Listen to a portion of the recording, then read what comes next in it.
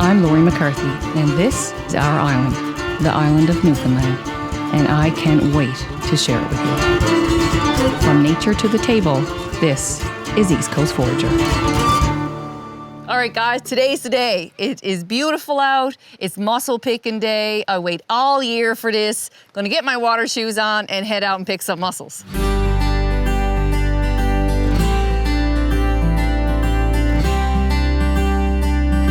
All right, get my mussel picking bucket and my bag, and we'll head out.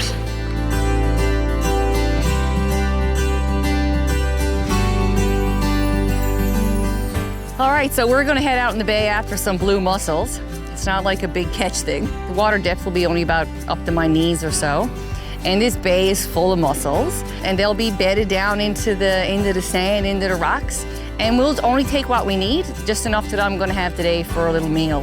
I always tell people when you go picking whatever that is, really only take what you need. There's no sense in picking stuff that you don't have time to process or picking more than you need. That's just part of, that regenerative picking sort of process that we talk about. So, all right, let's do it. Mussel picking in Newfoundland has always been full of childhood memories for so many people, and it's still a very strong tradition in many communities today. Many of the so-called secret spots are not actually that secret at all. They're places where many families have gathered for generations. Oh, nice. Nice. So guys, this is one of my favorite mussel picking spots. But like any good picking spot that you go to, you never tell anyone where you're going. I like it because it's easily accessible. We're about 4 hours away from low tide right now. It's a great time to pick.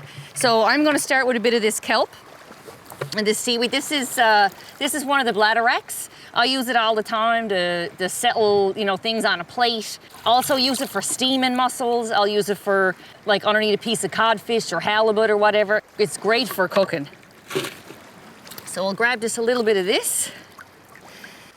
There we go. All right, let's get at the mussels. Oh yeah, they're like picking blueberries out here. They're hard to see when the wind comes up because it creates a ripple along the top of the water. They're way easier to find when there's no wind, which is great for the day, because you really only see 1/10 of them sticking up out of the sand. And sometimes you can pick them on the cliffs, on the rocks and that kind of thing. But here, they nuzzle themselves right down into the sand, right into the rocks. So you got to take your time and have a good eye. Mussels are found in shallow bays and often in long, calm tidal areas. So when looking for viable mussel picking spots, it's good to go to areas that are sheltered from strong winds and waves. All right, that'll do me. So that was great. We got some great mussels. Again, only took what I needed for today. I just wanted to show you one of the things that always amazes me about the mussels. We have a really teeny tiny mussel here. It's about 1 inch. But you can see all the threads that come from it. And you have a really small mussel holding on to rocks for all its life so it don't get taken with the tide. I don't harvest mussels this size, but this tells me that it's a really good mussel bed because I got small mussels and big mussels and every size in between. So I don't ever harvest them when they're small like this, like 1 inch. The mussel would be so tiny that it wouldn't be worth harvesting. So I'll put those ones back. The mussels here are never really, huge, but these are nice size, and these are the size I harvest around here. They're probably 2.5, 3 inches. So when you pick them, you will find that there's, rocks attached to them because we're picking in a sandy, rocky kind of area. And you just pull the rocks off and give it a little clean. And the mussel will actually pull those threads back in preparation for using them to hold on again. Then what happens is they'll actually have to sit in water for 24 to 48 hours. And I will change the water a couple of times because they're picked in a sandy area. There'll be sand in them, right? And there's nothing worse as eating mussels and getting a mouthful of sand. So I'll always what they call purge them. There's a couple of ways people do it here. Sometimes they'll put them in like a mesh bag and hang them off the end of the wharf, or even just tie them on here to something so the tide can't take them out, and just leave them for 24, 48 hours, and then they're good to cook. So we got a little bit of cleaning ahead of me, and I'll get these cleaned up and I'll get them cooked up for you. All right, so we got our mussels picked. And I just eyed some lovage over here. I love lovage. It's like my parsley that grows on the ocean side. So I'm gonna grab some of this and add to our mussels for today.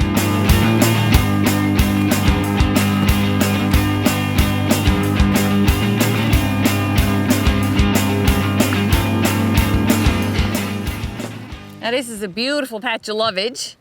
This is Scotch lovage, grows all across Newfoundland. I see it everywhere on the beaches around here. It's gone to seed now, but the seeds are actually quite delicious. Like you can add them to your salads. I'll even take them and dry them and use them in all kinds of places really. And this lovage I use in lots of places. Like I'll freeze the leaves just like this in a bag without any other process and put them in the freezer. And then whenever I want to make a soup or make a sauce, I'll just pull out a handful and they're frozen and I just crumble them right in. So we're gonna add these to our mussels today. We'll finish the dish off with them actually. And it'll just add a really nice fresh kick to the mussels. All right, this'll do.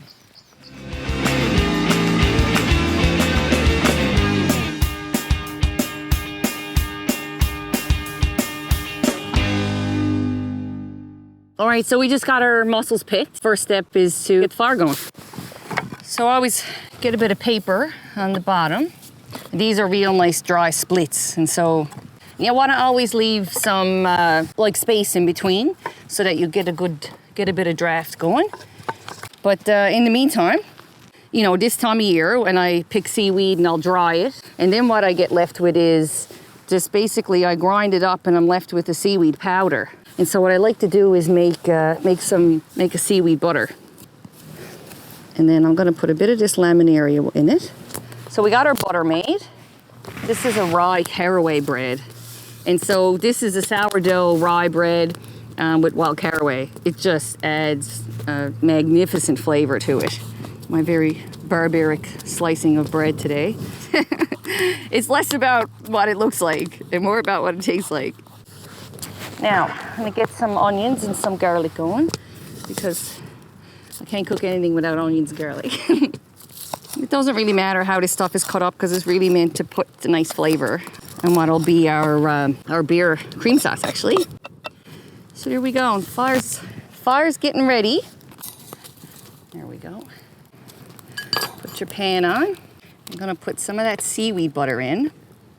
And butter will burn really fast in the pan, especially with this heat. And so one of the things I do is if you put in a little bit of oil first, and then I put in some butter. So I just got that pan with the butter and the oil and the dulse and the laminaria seaweed. Just pulled off to the side a bit there now for a minute. So I got some beautiful herring here. These are basically cooked, right? They're coal smoked. This is just a pallet of wood I had soaking in the river. And these I will pin up on this little nail there. There we go, and we'll get this propped over here. So you're just looking to warm smoked stuff like that. And yeah, so that'll just sit there and get nice and warm while we cook the mussels. As soon as it starts sizzling, I'm gonna put in my onions and my garlic. We'll get a couple of slices of bread on. There's nothing like the flavor of bread on the grill. This is a beer. I usually use an IPA. And I got a little bit of 35% cream. And keep that going, a nice little boil. So I've got some lovage, and that's the lovage that we picked across the beach. And so I'm going to just slice some of this up with to finish the mussels with. So we picked mussels, and the mussels are sitting in water, and they'll sit there till tomorrow. So in the meantime, I picked some mussels yesterday, and they've actually already been cooked. So again, you're just looking to warm them up. So the herring is looking good. So herring is a very bony fish, but oftentimes the smoking process or brining process, the bones will disappear in the lime juice actually. You could put something on your bread if you like, but I like it just plain myself. And I love to serve these back in the shells. So I put, depending on the size of the mussels, you know, I could put 3 or 4 in each one.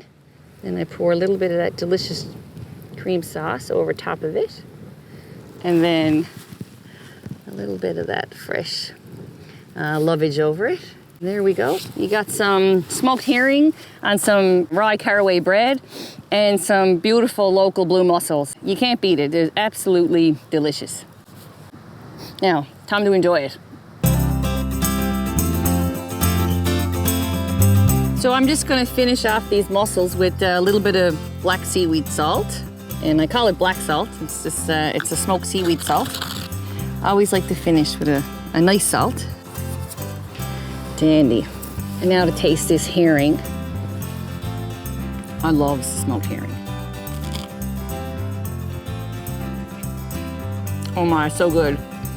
I like any kind of smoked fish. You know, whether it's mackerel or capelin or herring. I just love it. Delicious, delicious. Okay.